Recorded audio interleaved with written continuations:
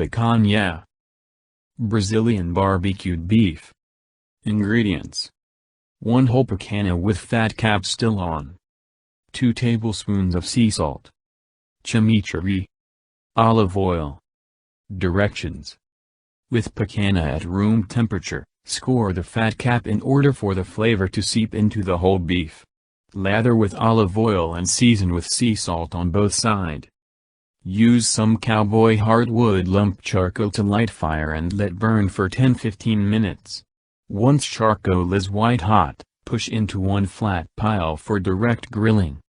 Place picanha flesh side down for 2 minutes, flip and sear the fat side for 2 minutes.